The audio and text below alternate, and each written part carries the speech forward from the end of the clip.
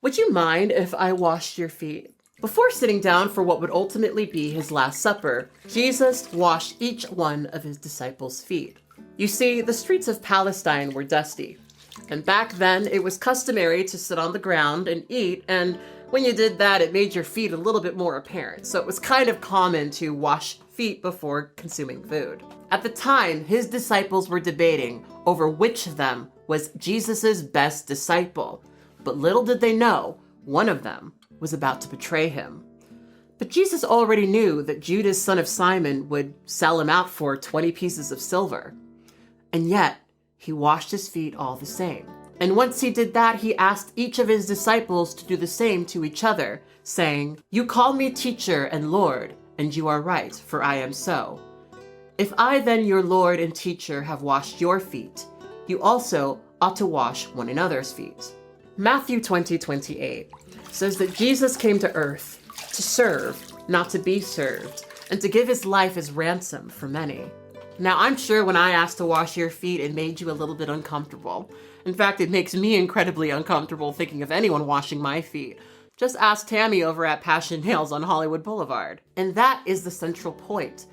Foot washing is an act that requires humility on both ends, and it's a clear communication that no one is above the other. It's an act of service and sacrifice, and represented the great sacrifice he was about to make for us all. Now, believe it or not, I am actually an atheist. And after being raised in the church and even going to Christian private school, I left Christianity many, many years ago. Well, this past Super Bowl, there was a commercial for a campaign called HeGetsUs, aimed at people such as myself, an ever-increasing group of people who have left Christianity. At first, I sort of enjoyed this sort of PR campaign for Jesus that seeks to promote a more loving image over the hateful one that is starting to be associated with him thanks to conservative Christians. But as it turns out, while they may present themselves as inclusive and apolitical, they're actually being funded by several conservative political groups that promote Christian nationalism. And I, for one, am shocked to hear about that. But I'm getting ahead of myself. Hi, my name is katblaque, and I like to think that I make media commentary videos for introspective hot people. And if you're here, I'll assume that's you. So HeGetsUs is a religious advertising campaign that started in 2022 with the goal of reminding everyone that the story of Jesus belongs to everyone. And their campaigns specifically target an increasing group of young people who no longer follow the Christian faith. In 1972, the Pew Research Center conducted a phone study measuring the religiosity of people in America, and they found that 90% of Americans followed the Christian faith. When the same study was done in 2020, they found that that number had sharply declined from 90% to just 64%. And it's projected that that number will dip beneath 50% by 2070. With that in mind, HeGetsUs seeks to essentially rebrand Jesus, to contradict the very vengeful and hateful image that is starting to become associated with him as things like Christian nationalism seep into our political reality. This year, they ran an ad during the Super Bowl depicting several scenarios where people of presumably opposing viewpoints are washing each other's feet. The ad features pairings like a cop washing the feet of a black man, a white pastor washing the feet of a queer person, an oil worker washing the feet of an environmentalist, and a pro-life person washing the feet of a woman who wants an abortion. These images are provocative, and I'm gonna be really honest with you for a second. When I first saw them, there was a part of me that kind of enjoyed them because you don't really see a lot of ad campaigns like this, like big, involved, like creative ad campaigns that are like photography based. Like I was used to seeing stuff like this in Time magazine back in the day, but you don't really see a ton of stuff like this. So artistically, as an artist, I did appreciate them. And I was a little disappointed when I saw on social media that some people were saying that these were AI generated images, but as it turns out, they aren't, but the artist who did make them is very much inspired by AI. These photos were actually taken by a photographer named Julia Fullerton Batten. And while there is no AI in these photos, Fullerton Batten is definitely inspired by the sort of chaotic nature of what AI images tend to generate. And she has used it in the past on previous projects, just not this one. For this project, Fullerton Batten worked directly with a Dallas-based ad agency called Lerma Slash. And they approached her for this campaign because they felt that her photos would really elevate the subject matter. Footwashing is an act that requires humility on both sides, and for that reason it functions as a great allegory for sacrifice and service. And it also communicates that no one is truly above the other. These ads are very clearly trying to appeal to the type of person who thinks that Christians are overall bigoted and hateful. But there's a reason why certain people are depicted as foot washers and certain people are depicted as having their feet washed. When you look at these images, you will quickly realize that most of the foot washers are both white and middle-aged. And when you examine the ideas and positions of these foot washers, you'll notice that they tend to subscribe to ideas, ideologies, or lifestyles that tend to be associated with conservative political stances. And there's really only a few where that isn't the case.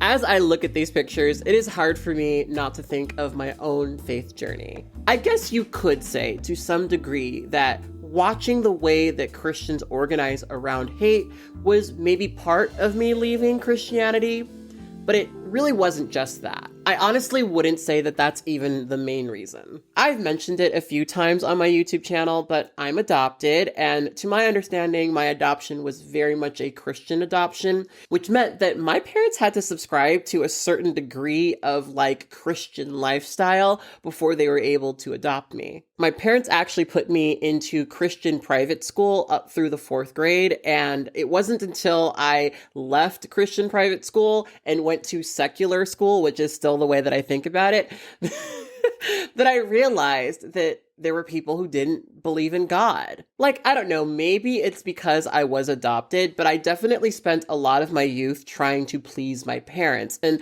a huge part of that was me being involved in the church. I mean, fun fact about katblaque, I recorded a Christian album when I was a child.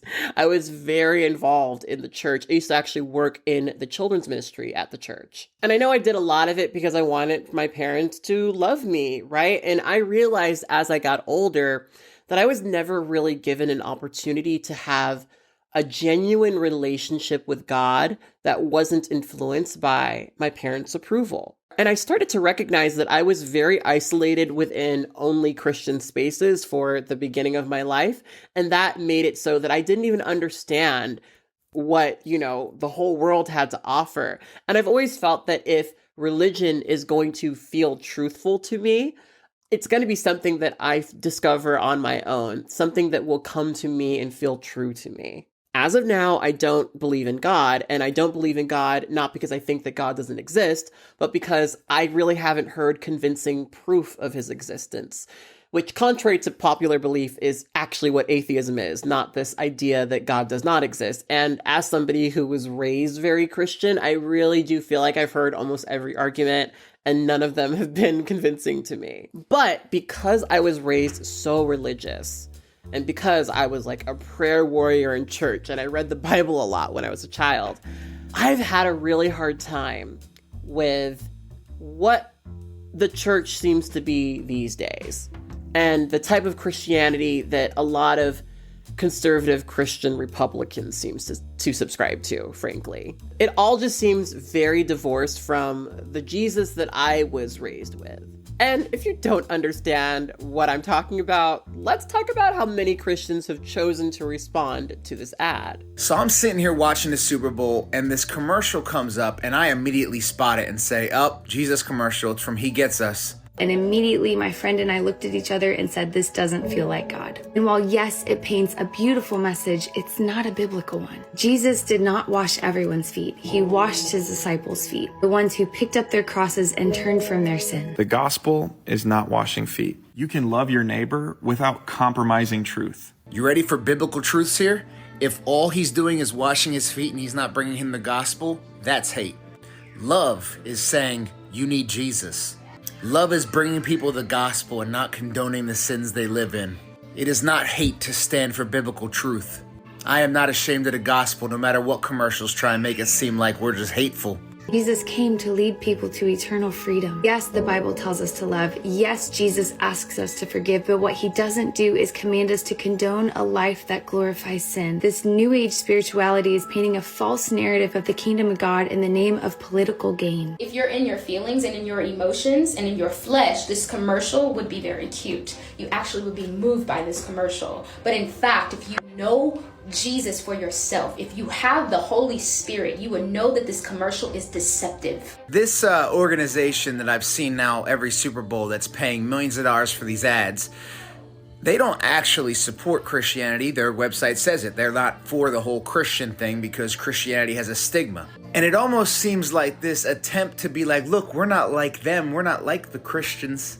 Jesus didn't hate, but he also didn't wash everybody's feet. Yet at the same time, just because he gets us doesn't mean that he's accepting of us to just live the way that we want. There's a big difference. Not everyone who says they're a Christian will get into heaven, and that is a terrifying reality. Yes, Jesus gets us, but he would never willingly dine in our sin. He would lovingly call us out of it. Sure, this commercial shares his name, but it ain't him. It's half truth, not the whole truth. And half a truth is a lie.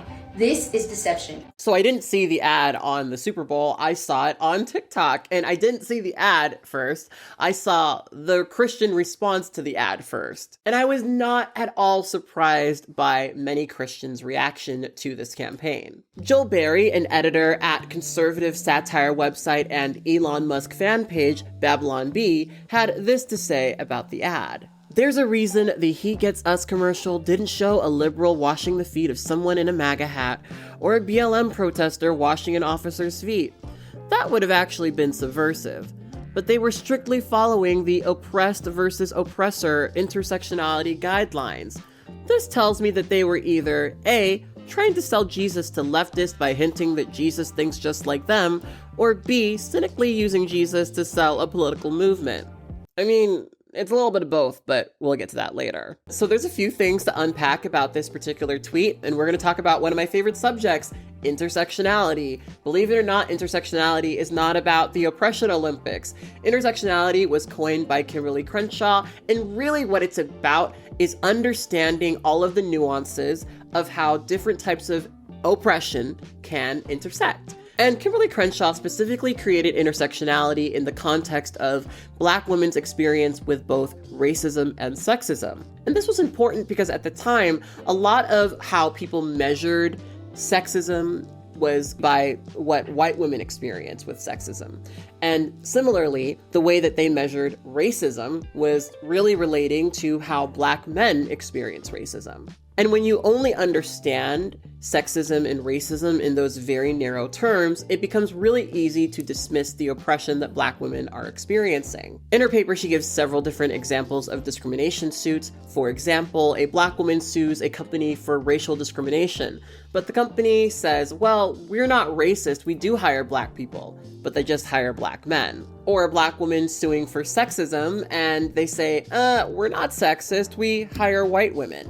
And the part that a lot of people miss about intersectionality that is very much part of her original paper, which you can find on Google, by the way, is that a part of intersectionality is understanding that it could be both of these things, this thing or that thing, or neither of these things, right? It's kind of about allowing for a large range of experiences, because sometimes it is just sexism, sometimes it is just racism, sometimes it's both, sometimes it's neither. So it's really not an oppression Olympics thing, it's just more about understanding the full nuance of what discrimination looks like. And intersectionality is important because if we don't recognize it, it becomes very easy to dismiss people's experience with discrimination. So there are no oppression guidelines, and it really bothers me when people misunderstand intersectionality because it's a newer concept that you can, again, find on Google. You can read the original paper if you really want to know what it's about. And I tend to think that when people purposely misuse it, that they are deliberately trying to undermine the academic achievements of a Black woman. But that's a whole other video. I've actually made that video, go watch it. But anyway, Joel Berry is right. This would be a very different ad if it was a BLM protester washing an officer's feet. That would be an image of subservience that we have become all too familiar with. And I think that it would have had, like the opposite effect of what they were trying to do with this campaign. People have a lot of very valid reasons to not trust the police. And we've seen so many situations at this point where police officers do the wrong thing. And I think it's important for people to recognize that those complaints are valid. But a lot of conservative Christians have blind faith towards law enforcement in a very similar way that they have faith towards their God. As I said, the ad was supposed to target a younger demographic of people who have left the Christian faith because of the hateful image that conservatives have begun to associate with it. And plenty of other Christians would make it their goal to continue that legacy. These people who are coming here are not assimilating, they're poisoning the blood of the country, voting Donald Trump. The founding fathers restricted voting rights for vast majorities of people, including women. The women didn't receive the right to vote until the 19th Amendment. And then we fixed that. I don't think that was a good thing. You don't think so? I don't think it was a good thing. I believe the 19th Amendment? Yeah. Every person, women, men, black, white, whatever, has equal dignity under the law and before God. That doesn't mean they'll have the same roles and should have the same influence in a society. So who should have influence in our society? Christian leaders. White Christian men. Interesting. White Christian men. Woman understander Matt Walsh had this to say about the campaign. This organization has millions of dollars to spend on Super Bowl ads pushing heretical bullshit to a mass audience. Who are their funders? Where are they getting their money for this? And that, my friend, is a very good question. One that I happen to have at least a partial answer to. And believe it or not, it's not big woke and woke associates. Quite the contrary. HeGetsUs spent $17.5 million on this ad campaign. And for that reason, I think it makes a lot of sense to ask, where exactly did that money come from? Initially, HeGetsUs was founded by an organization called the Servant Foundation, which, as it turns, has a very long history of associating with anti-LGBT organizations and donors. The Servant Foundation is a 501c3 nonprofit charity that was established in 2022, and it does business under the name The Signatory. Their stated mission is to build the kingdom of God by inspiring world-changing generosity. They operate on a donor-advised funding model, where individual donors create a tax-deductible fund with a nonprofit sponsor. And they have a reported asset of $1.4 billion. The Signatory essentially operates as a middleman that funnels funds towards causes that are in line with the values of their donors. Despite the fact that the HeGetsUs campaign includes a pro-life woman washing the feet of a woman getting an abortion, in reality, they donated $50 million to Alliance Defending Freedom, an organization that helped draft the Mississippi law that eventually overturned Roe v. Wade. And would it surprise you if I told you that that wasn't their only contradiction? On their website, they argue that they are neither right nor left, and before the Super Bowl ad, they recently updated their website to say that Jesus loves gay people and trans people. However, according to a 2023 report by CNN, the organization states on its outreach page that it only works directly with churches that subscribe to the 1974 Lausanne Covenant. Now, the Lausanne movement was started by the late Billy Graham, who is considered to be one of the modern fathers of the evangelical church. And the 1974 Lausanne Covenant is comprised of documents and decisions from the organization's meetings and summits. And one of those decisions is against adultery and what they call disordered sexuality. And when you read the covenant, it states in very clear terms that they do not support homosexual unions.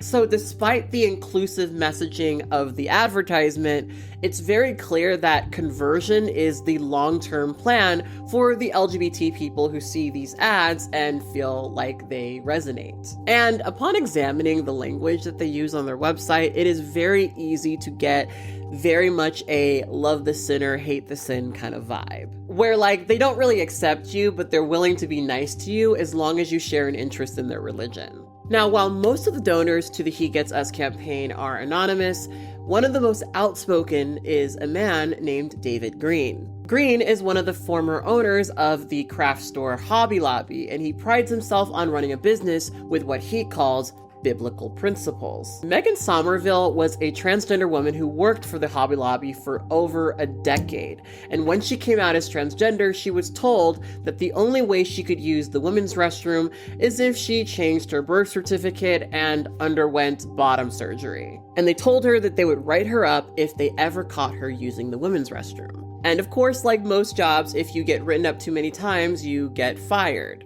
Now, of course, the reason they gave her for why she couldn't use the women's restroom was that they wanted to protect women. And I know that there's some people who are watching this video who are going to maybe pause at this point and think that what they were asking was reasonable, but I want people to understand that bottom surgery is not something that happens nearly as fast as you need to have a bowel movement within the day, right? It's an incredibly expensive surgery that requires a lot.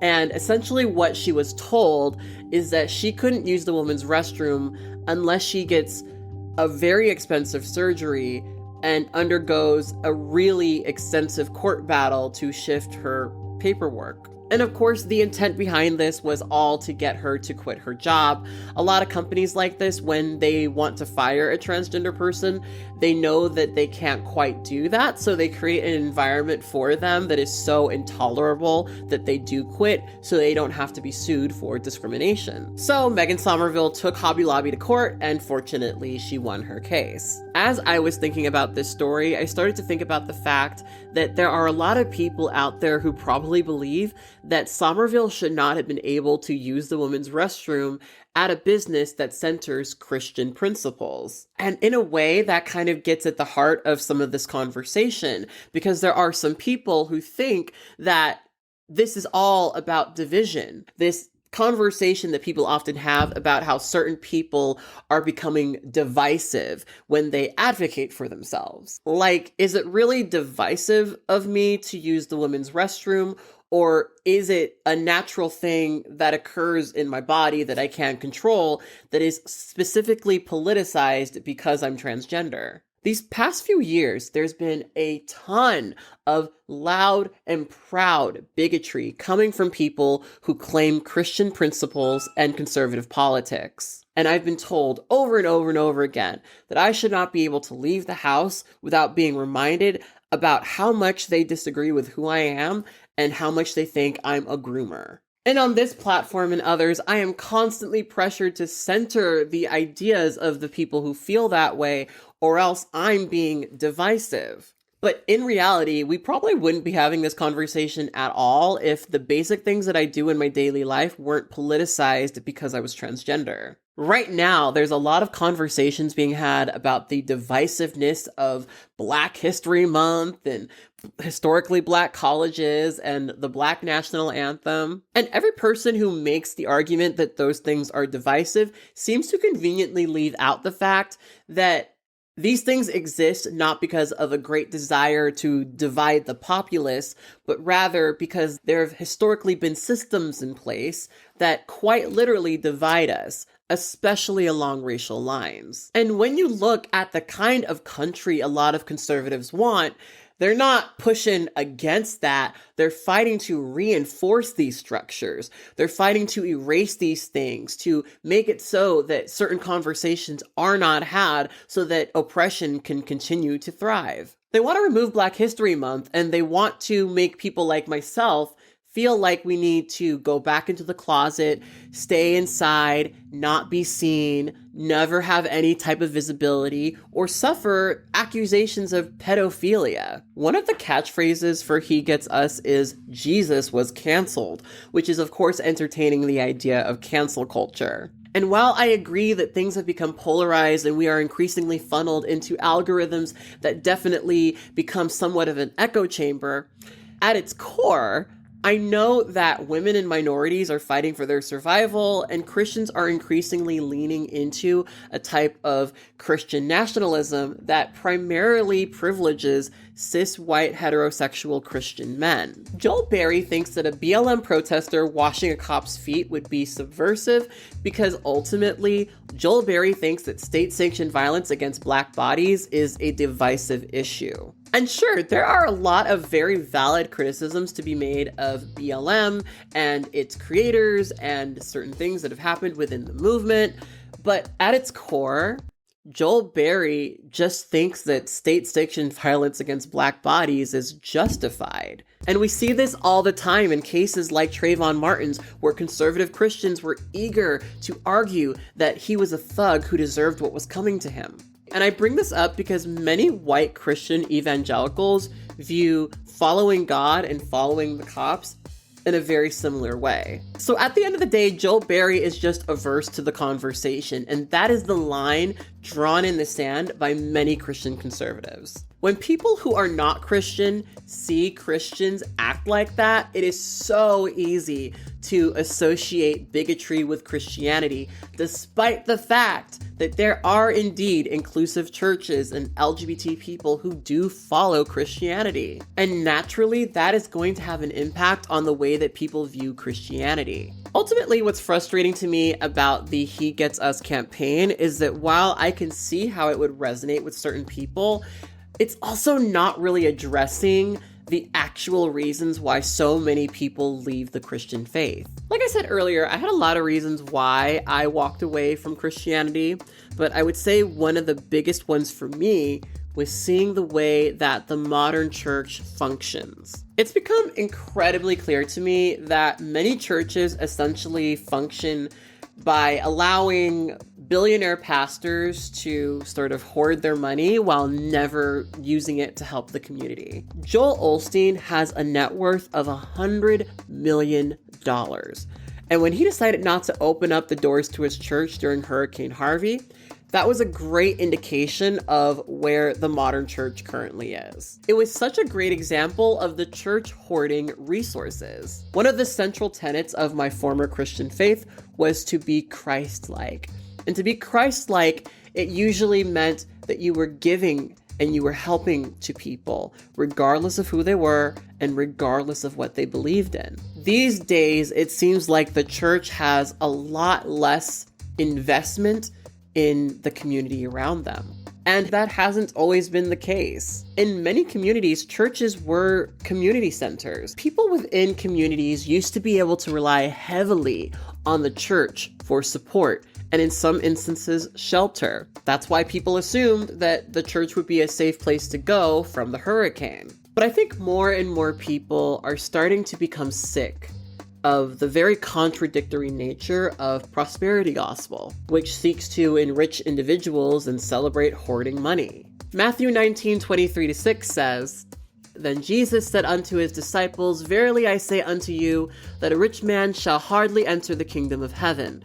And again, I shall say unto you, it is easier for a camel to go through the eye of a needle than a rich man to enter the kingdom of God."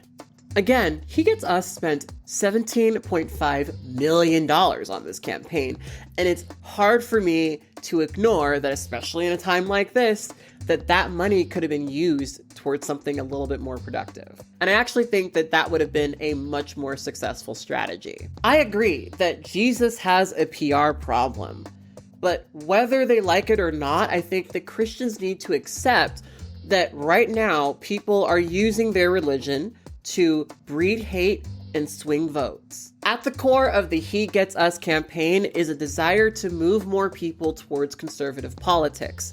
That's why these people are supporting it despite disagreeing with some of its messaging. I think that the absolute best thing that Christians can do right now is divorce themselves from movements that are specifically invested in keeping others down. Christianity shouldn't be synonymous with oppressive politics.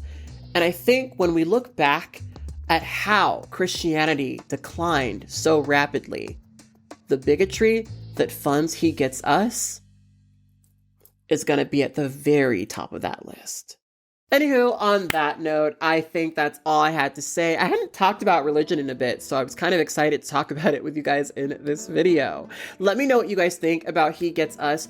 Was this a campaign that evoked an emotion within you, even if you ultimately disagreed with it? Like I said, I actually really do enjoy these photos in a way. I think it's kind of cool that a photographer came in and created something like this. Do you guys like this campaign? Does this seem like something that would work? Did you resonate with it? Did you feel more curious about Christianity?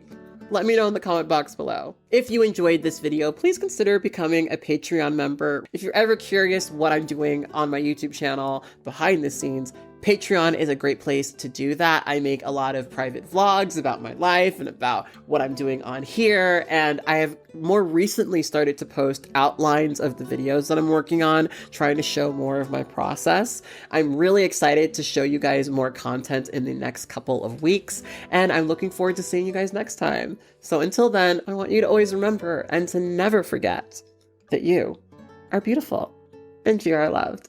Bye!